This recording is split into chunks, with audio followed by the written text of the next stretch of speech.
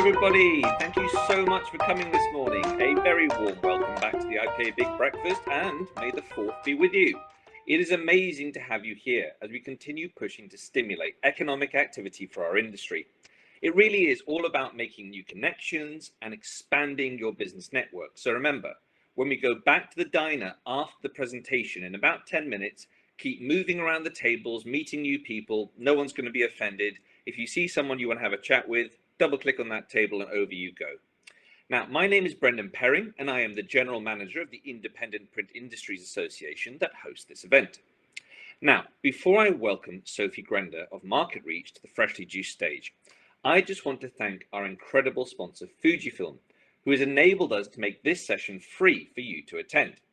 And I will now play you a small message from Mark Stevenson of Fujifilm, who is an amazing ambassador for our sector and also a very great friend to the IPIA. So just after this, I will see you here in a second.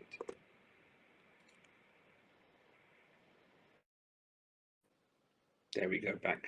Thank you very much for that, Mark. Now, it is my very great pleasure to welcome our speaker, Sophie Grender of MarketReach, to the Freshly Juiced stage now. With a wealth of experience across the marketing world and helping businesses succeed through investment in highly impactful and engaging campaigns, Sophie is going to guide us on a journey that is about how you can build trust with your customers and the immense opportunities on offer in the mail market. So Sophie, if you just pop your camera on and your microphone on, we'll get going. Yay! Welcome, Sophie. Stephen, you're going to get a big present in the post from me. Yes, you are. Thank you so much. Okay, Sophie, so I will leave it over to you to continue your presentation. If you'd just like to organize your share screen. I will do. Thanks very much. Sorry about the delay, everybody. Quite difficult doing these things sometimes, but thanks for your patience. Thank you very much for having me today. I'm really excited to talk to you about this research that MarketReach has been working on for some time. It's all about business mail, and business mail, as you will all know because you work in the industry, is really just a tariff. It's what we differentiate between advertising mail and then all of the statements and bills and everyday pieces of mail that a lot of big brands send, and a lot of brands send in quite big volumes still. And interestingly enough, it was something that MarketReach had never really researched or looked at because we'd focused more on advertising mail volume. So what I'm about to share with you today is a piece of research that has taken literally 2 years to do. It's gone through 6 rounds of different research with both leading people using business mail, and we've looked at big customers, and then we've also done interviews and qualitative research with 6,300 individual consumers. So it's a big piece of research. I've got 10 minutes, so I'm only going to give you a flavour of what's in there, and I'm hoping that what you'll be able to do after this is to go and find out more if you're interested, because we have a full report that we've done in conjunction with Accenture, who are the leading proponents in customer experience. Now, one of the first things that we found that was most interesting is that customers, of course, don't think of business mail, they just see it as mail. And what we decided to do was to try and reframe that, therefore, in our report. And what we've ended up calling it is customer mail. Basically, what consumers see is it's stuff that they get sent as a result of having a relationship with the brand. It's not selling stuff, so they know that it's slightly different. But they certainly, you know, let's face it, business mail for us is just a different tariff. So we spent quite a lot of time thinking about this, and we also shared this back with the brands that we'd interviewed initially in our research, and people felt comfortable with it as a term. So, you know, we've done a huge amount of work on this, and as I say, what I'm going to try and do is distill it into 10 minutes for you today. So at the very heart of what business mail is, or customer mail, is CX. It's increasingly important as a tool for businesses to help them grow, and brands really, they judge all the brands that they have interactions with on how well they think those brands meet their needs.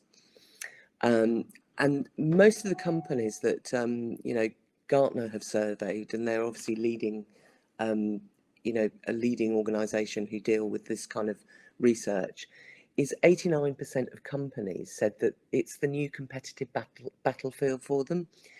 Basically, it's become the very heart of everything that businesses are trying to do. And that's because it's really good for business. Businesses grow when they get their customer experience right. And it's got to be a key differentiator. And the trouble is, 80% of brands think they're actually doing it really well, but only 8% of their customers do.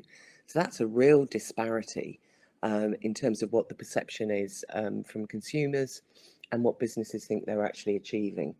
So that's why it really is that important. And we know that people who get mail are actually engaging with it at really, really high rates. 99% of it, according to the JIC mail data that we now have access to, is engaged with at some level. And across all of those different actions you can see there, it's at that kind of level that they're engaging. So 83% of it is opened, 70% of it is read, looked and glanced at. So those are really high interaction rates, so that we knew that with this type of mail, people are engaging at very high levels. And it's not just, everybody always says it's only older people that look at mail, and that always really annoys me, because again, all of the data points us to the fact that young people really do engage with it at very high levels. 18 to 34-year-olds, have positive engagement with mail.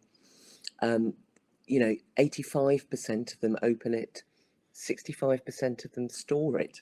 I mean, who would have thought, these digitally engaged younger cohorts are actually engaging with mail at such high levels.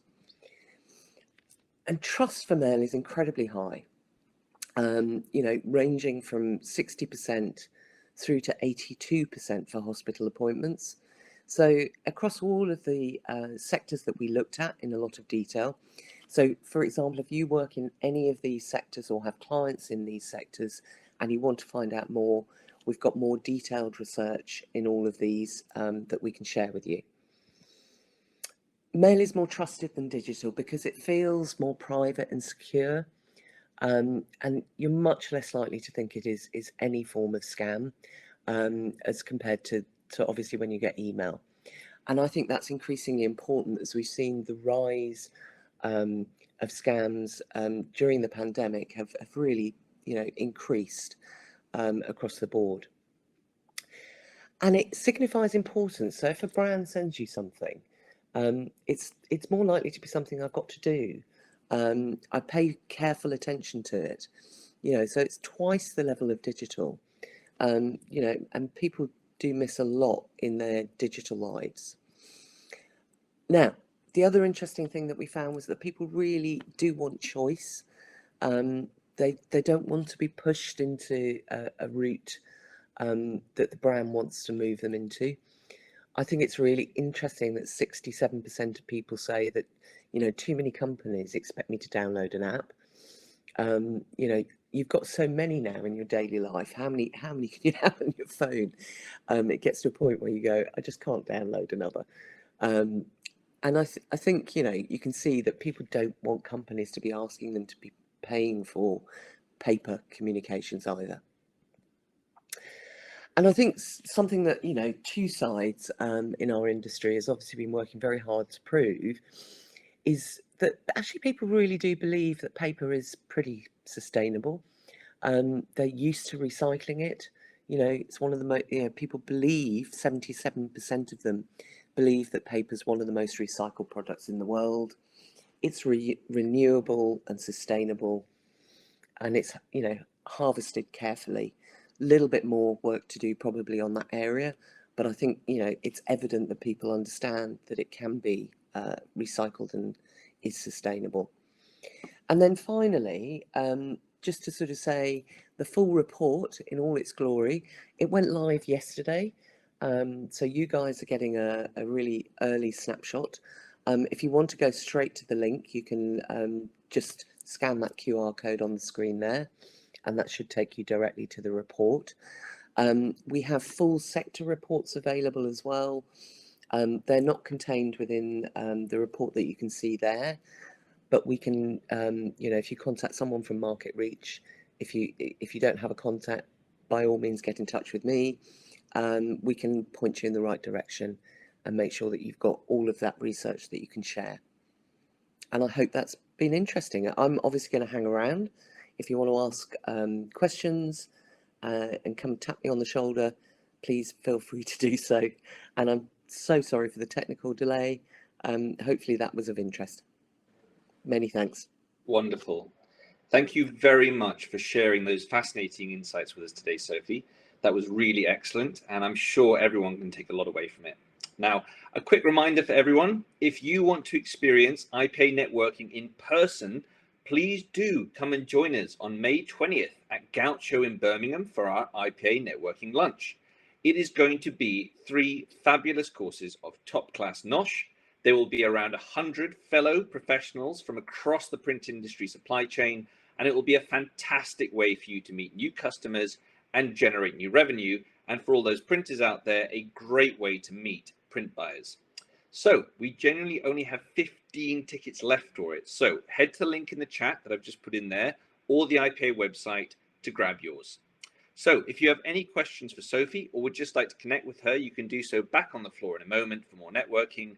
Otherwise, please do check out the Fujifilm and freshly juiced banners to the right of the floor plan in the sizzling sausages section to find out more. I'll see you all back on the floor for some more networking in just a moment.